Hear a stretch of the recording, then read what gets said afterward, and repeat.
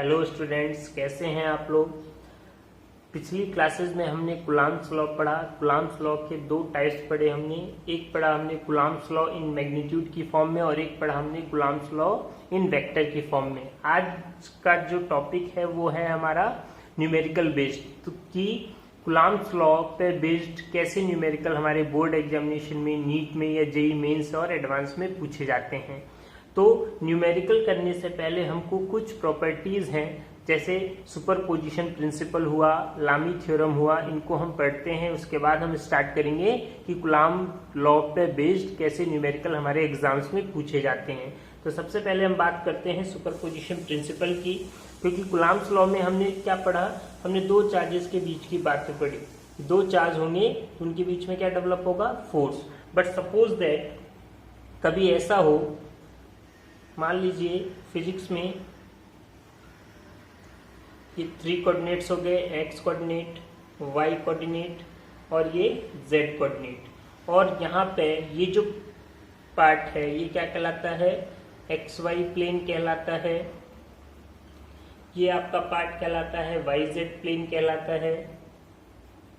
और ये जो पार्ट है आपका वो कहलाता है Z X plane, Z X plane. तो सपोज दैट कभी ऐसा हो कि एक प्लेन में बहुत सारे चार्जेस हैं और आपसे पूछा जाए किसी एक चार्ज पे कितना फोर्स लगेगा। सपोज दैट यहाँ पे एक चार्ज है Q1, इसके पास में एक दूसरा चार्ज है Q2 और यहाँ पे एक चार्ज है Q3।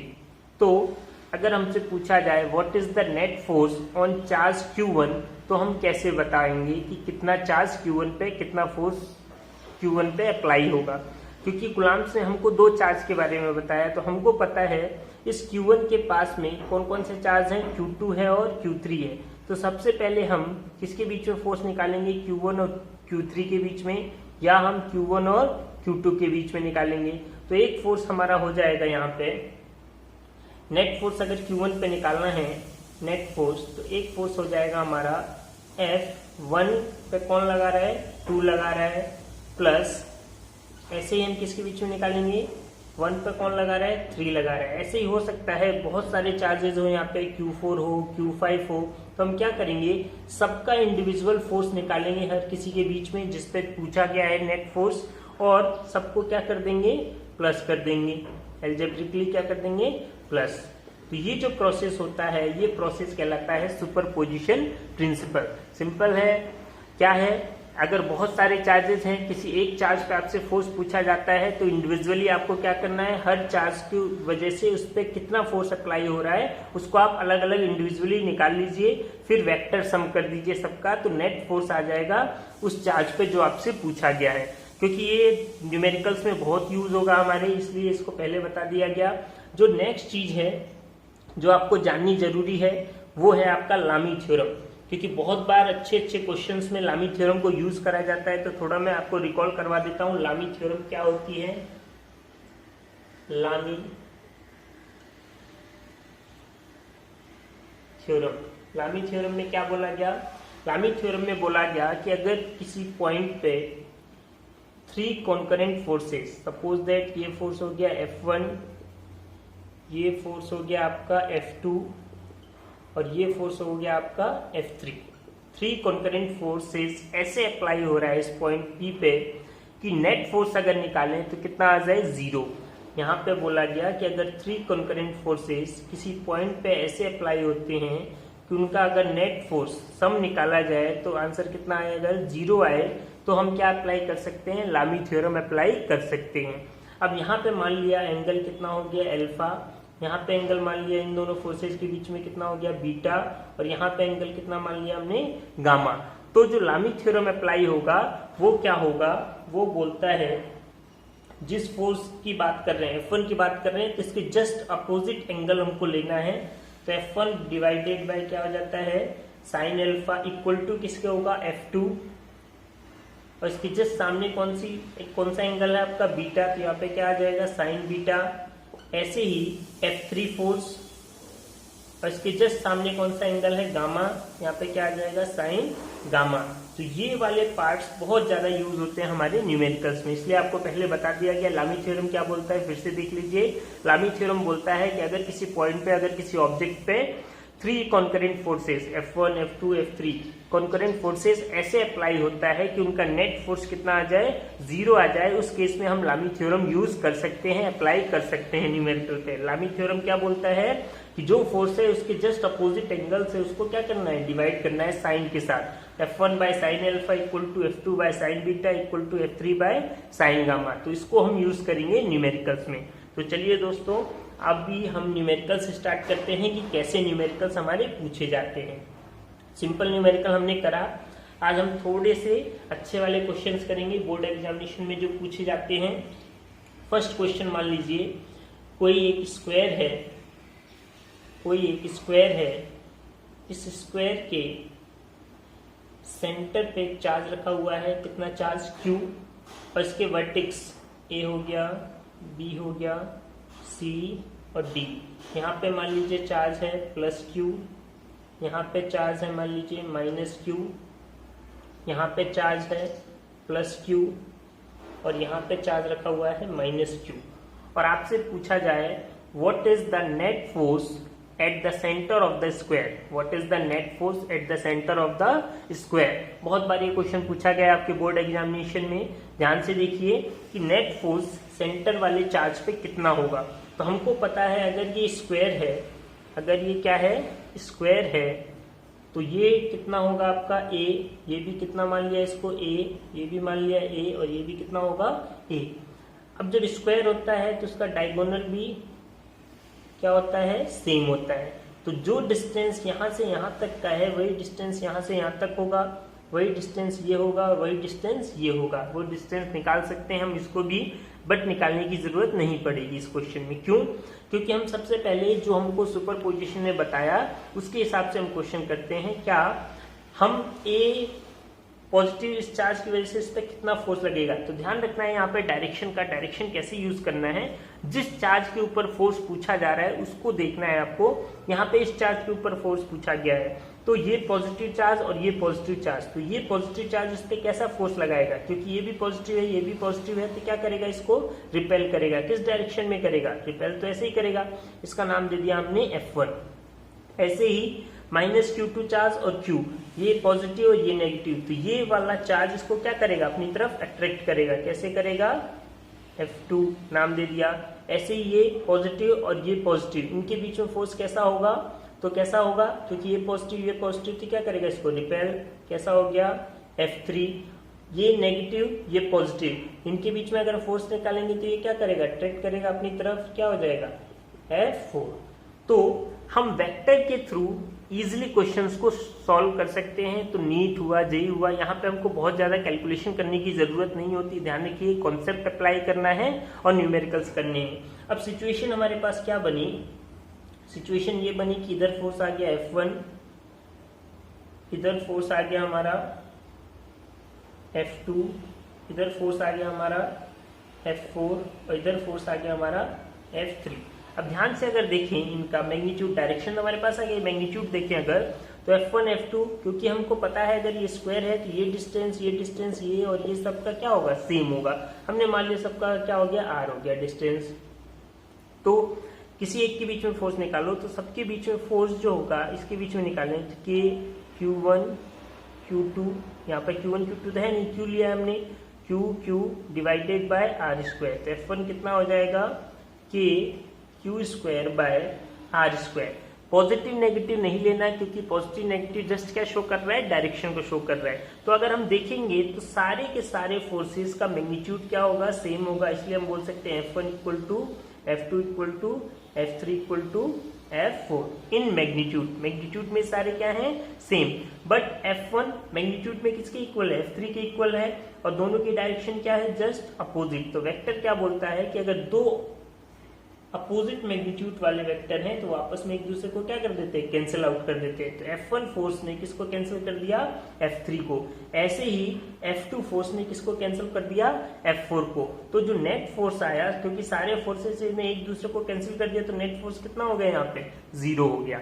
तो हम बिना बहुत कम टाइम में अच्छे कॉन्सेप्ट यूज करके हम क्वेश्चंस को सॉल्व कर सकते हैं। जो बिल्कुल सिंपल क्वेश्चंस हैं वो आप लोग खुद से ट्राई करिएगा, मैं आपको दे दूंगा PDF, वहां से आप ट्राई करिएगा। और क्वेश्चंस लेते हैं कुछ। तो जो नेक्स्ट क्वेश्चन है क्या बोल रहा है कि मान लीजिए 3 चार्जेस हैं 3 चार्जेस हैं। Q1 मान लिया हमने कितना है 1 माइक्रोकुलाम, Q2 मान लीजिए हमारा कितना है 2 - 2 माइक्रोकुलाम, और जो Q3 है वो हमारा कितना है मान लीजिए 3 माइक्रोकुलाम। और ये तीनों चार्ज एक इक्विलेटरल ट्राइंगल, क्या है इक्विलेटरल। बहुत अच्छा क्वेश्चन है, आप एनसीईआरटी के अपने एग्जांपल्स भी कर सकते हैं, 1 और 2 बहुत अच्छे हैं, वो उसी पे बेस्ड है। 3 चार्जेस हैं 1 माइक्रोकुलाम, -2 माइक्रोकुलाम और 3 माइक्रोकुलाम। ये तीनों कहाँ पे प्लेस्ड हैं, एक इक्विलेटरल ट्राइंगल पे प्लेस्ड है वर्टेक्स पे। तो ये हो गया मान लीजिए ए, ये हो गया बी और ये हो गया आपका सी। अब ए पे जो चार्ज है मान लिया वो कितना हो गया 1 माइक्रोकुलाम, बी पे जो चार्ज है वो कितना है -2 माइक्रोकुलाम और सी पे जो चार्ज है वो कितना है 3 माइक्रोकुलाम।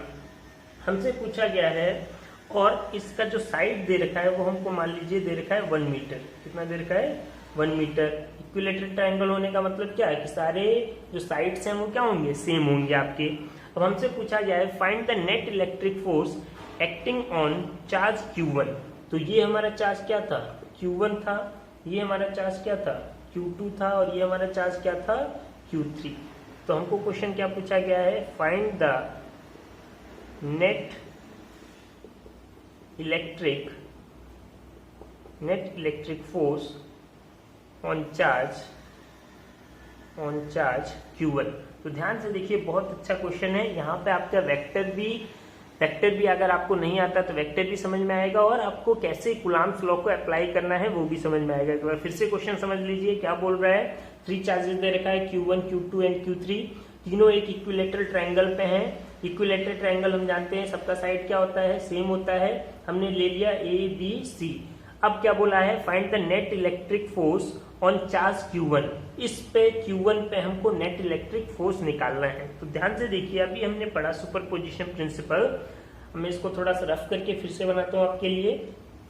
तो बात क्या हुई यहाँ पे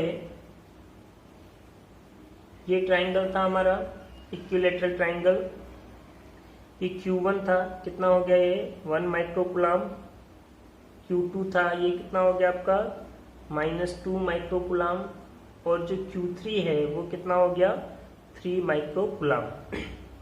नेट इलेक्ट्रिक फोर्स निकालना है हमको Q1 पे। अब जो सुपरपोजिशन प्रिंसिपल था उसने क्या बोला कि किसी चार्ज के आसपास जितने चार्ज हैं वो सब उस पर क्या अप्लाई करते हैं फोर्स अप्लाई करते हैं। तो सबसे पहला काम क्या होता है हम हर चार्ज की वजह से उसके ऊपर कितना फोर्स अप्लाई हो रहा है उसको देखते हैं। तो पहले Q1 और Q2 के बीच में हम फोर्स निकालते हैं। तो Q1 क्या हो गया 1 माइक्रोकुलाम और Q2 क्या हो गया आपका -2 माइक्रोकुलाम। तो ये पॉजिटिव और ये नेगेटिव, ये पॉजिटिव हो गया ये नेगेटिव हो गया। तो ये इसको क्या करेगा अपनी तरफ अट्रैक्ट करेगा, किधर फोर्स लगाएगा इस डायरेक्शन में। इसको हमने नाम दे दिया F1, नाम दे दिया हमने F1, जस्ट डायरेक्शन निकाल रहे हैं।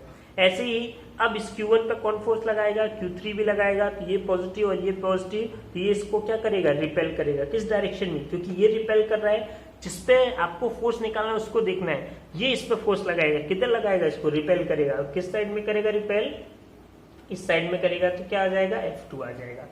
क्योंकि एक ऐसा ट्राइंगल है इक्विलेटरल ट्राइंगल 1 मीटर और 1 मीटर। तो देखिए इक्विलेटरल ट्राइंगल होने का मतलब ये एंगल कितना हो गया 60, ये एंगल आपका कितना हो गया 60 डिग्री और ये भी आपका कितना हो गया 60 डिग्री। तो अभी हम F1 फोर्स निकालें, F1 फोर्स अगर निकालें तो कितना हो जाएगा, फॉर्मूला हम जानते हैं सब लोग कि Q1 Q2 बाय R²। कितना होगा K की वैल्यू जानते हैं 9 × 10⁻⁹। Q1 कितना है हमारा 1 माइक्रोकुलाम, तो माइक्रोकुलाम कितना होता है 10⁻⁻6। Q2 कितना हो गया 2 × 10⁻⁻6 डिवाइडेड बाय R डिस्टेंस हमको 1 मीटर दे रखा है तो 1 का स्क्वायर कर दिया हमने। हम सब लोग जानते हैं 1 का क्या हो गया स्क्वायर हो गया। तो देखिए F1 फोर्स कितना आ गया, F1 आ गया आपका 9 18 × 10⁻⁹ -6 कितना हो गया -12 और 1 तो 1 हो गया, 1 का स्क्वायर कितना होता है 1। तो क्या बचा यहाँ पे 18 इंटू -12 और 9 कितना बचेगा 10⁻³ न्यूटन। कितना हो जाएगा 10⁻³ न्यूटन। F1 फोर्स ये आ गया। ऐसे ही हम किसको निकालेंगे F2 फोर्स को निकालेंगे।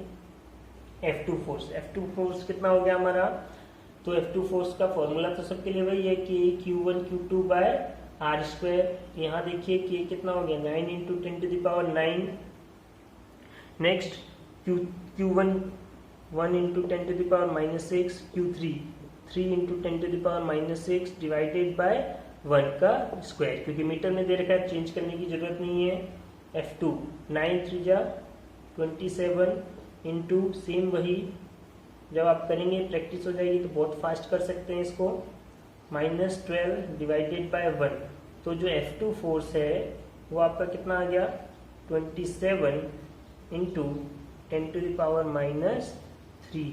1 लिखने की जरूरत नहीं है। तो ये न्यूटन, दो फोर्सेस आ गए। अब आपको निकालना है नेट। क्या निकालना है नेट फोर्स। तो यहाँ पे ये तो आपका हुआ सिंपल जो आपने कूलम्ब्स पढ़ा, इसलिए बोलते हैं फिजिक्स इसलिए टफ हो जाता है क्योंकि वहां पे मैथ्स भी अप्लाई होने लग जाता है। अब यहाँ पे सिचुएशन देखिए F1 फोर्स इधर है, F2 फोर्स इधर है, आपको निकालना है नेट फोर्स। तो यहाँ पे वेक्टर फॉर्म अप्लाई होगी। कैसे देखिए,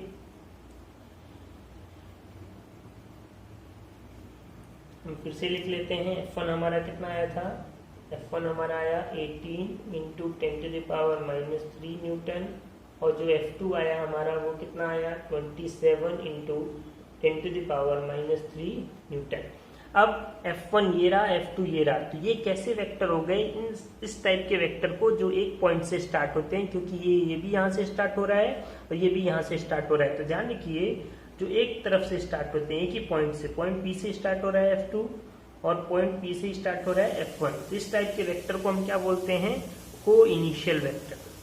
क्या बोलते हैं, को इनिशियल वेक्टर। को इनिशियल वेक्टर का जो रिजल्टेंट होता है वो हमेशा बीच में से होता है। रिजल्टेंट फोर्स जो भी होगा वो बीच में से होता है। एंगल क्या लेंगे, हमेशा ये लेंगे। और फॉर्मूला क्या होता है इसके रिजल्टेंट का, रिजल्टेंट का जो फॉर्मूला होता है आप लोग नोट कर लीजिए, नहीं जानते हैं तो क्या हो जाएगा यहाँ पे F1² plus F2² plus 2F1 F2 cos theta. ये फॉर्मूला होता है। इसकी हेल्प से हम क्या कर सकते हैं, वेक्टर सम कर सकते हैं दो कोइनिशियल वेक्टर्स को। तो हम इसको यूज करेंगे। तो देखिए सभी लोग, यहाँ पे सबसे बड़ी बात हो गई एंगल निकालना। एंगल हमको पता होना चाहिए। तो देखिए ये 60 ये 60 ये 60, तो अब ये अगर 60 है ये अगर 60 है तो ये आपका कितना होगा, एंगल निकाल सकते हैं सभी लोग। तो टोटल एंगल कितना हो जाएगा यहाँ पे 1 और 2 के बीच में, ये 60 अगर हो गया तो ये कितना बचेगा आपका 60, और ये भी कितना हो जाएगा 60। तो टोटल एंगल कितना हो जाएगा यहाँ पे, ये वाला एंगल 120 एंगल। तो अभी हम निकाल सकते हैं क्या, एफ नेट कितना हो जाएगा हमारा √F1²। F1 हमारा हो गया 18 इंटू 10⁻³ का स्क्वायर प्लस F2 कितना हो गया 27 इंटू 10⁻³ का square plus 2F1 18 into 10⁻³ into F2 27 into 10⁻³ into साथ में क्या है cos थीटा। cos थीटा कितना है आपका, cos थीटा आपका 120 डिग्री। अब cos 120 को हम कैसे सॉल्व करते हैं ये भी देख लीजिए। cos 120 को कैसे लिख सकते हैं, इसको लिख सकते हैं cos 90 प्लस 30 डिग्री, और cos 90 प्लस 30 कितना होता है आपका नेगेटिव, सेकंड टर्म में आ गया सेकंड क्वाड्रेंट में, और ये होता है -30 डिग्री और -sin 30 डिग्री, और इसकी sin 30 की वैल्यू कितनी होती है 1/2। तो ऐसे हम निकाल सकते हैं, मैथ्स की टर्म है ये। तो यहाँ पे अगर सॉल्व करेंगे Fn 18 इंटू 10⁻³ का स्क्वायर प्लस 27 इंटू 10⁻³ का स्क्वायर, और यहाँ पे आपका आ जाएगा -1/2। तो उस 2 से ये 2 कैंसिल, और ये सारी टर्म किस में आ जाएगी, माइनस में आ जाएगी। इसको कैलकुलेशन को आप लोग कर सकते हैं खुद से।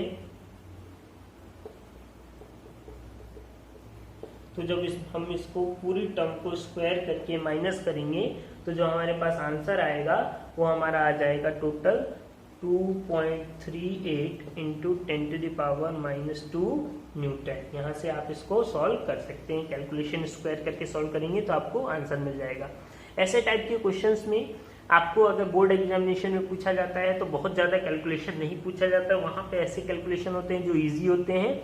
मेन इस टाइप के क्वेश्चन में होता है कि आपको वेक्टर कैसे सॉल्व करना आता है या नहीं आता, एंगल निकालना आता है या नहीं आता। चलिए, तो जो नेक्स्ट क्वेश्चन है हमारा क्या बोल रहा है, पढ़िए ध्यान से एक बार। बोल रहा है the electrostatic force on a small sphere of charge 0.4 microcoulomb due to another small sphere of charge -0.8 microcoulomb is in air is 0.2 newton. बोल रहा है, ध्यान से समझिए क्वेश्चंस को, ऐसे बोर्ड एग्जामिनेशन में क्वेश्चन पूछे जाते हैं आपको।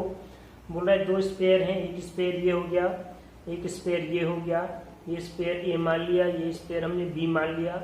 इस स्फीयर पे जो चार्ज है वो कितना है 0.4 माइक्रोकूलम, और इस स्फीयर पे जो चार्ज है वो है -0.8 माइक्रोकूलम।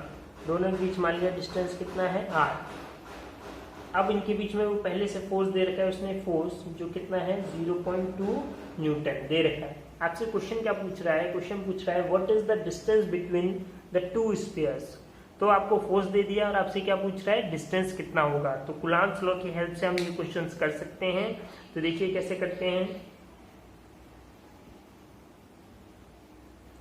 यहाँ पे दो चार्जेस थे, दो चार्जेस, इसको हम इजी कर लें।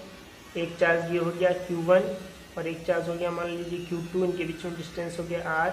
यहाँ पे जो है 0.4, यहाँ पे है -0.8 माइक्रोकूलम, और ये है 4 माइक्रोकूलम। डिस्टेंस आपको पता करना है, हम जानते हैं according to Coulomb's law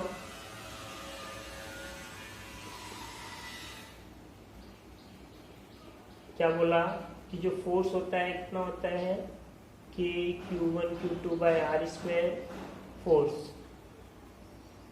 K कितना हो गया हमारा 9 इंटू 10⁻⁹। Q1 कितना है 0.4 इंटू माइक्रोकूलम का मतलब 10⁻⁻6। Q2 कितना हो गया 0.8 इंटू माइक्रोकूलम 10⁻⁻6। तो देखिए स्टूडेंट्स, आप लोग माइनस प्लस से कंफ्यूज मत होइएगा। माइनस प्लस प्लस यही बताता है कि यहाँ पे जो फोर्स होगा कैसा होगा, अट्रैक्शन। क्यों, एक पॉजिटिव और एक क्या है नेगेटिव। तो उसको इसमें लिखने की, न्यूमेरिकल्स में लिखने की जरूरत नहीं होती। जहाँ डायरेक्शन रिप्रेजेंट करना है वहां आपको माइनस प्लस लिखने की जरूरत है। आर जो हो गया हमारा क्या है, डिस्टेंस आर पता ही करना है हमको। फोर्स दे रखा है यहाँ पे कि फोर्स जो है कितना है, फोर्स हमको क्वेश्चन में दे रखा था कि फोर्स दोनों स्पेस के बीच में जो फोर्स लग रहा है कितना लग रहा है 0.2 न्यूटन। सॉल्व कर सकते हैं। आर यहाँ चला गया r स्क्वायर,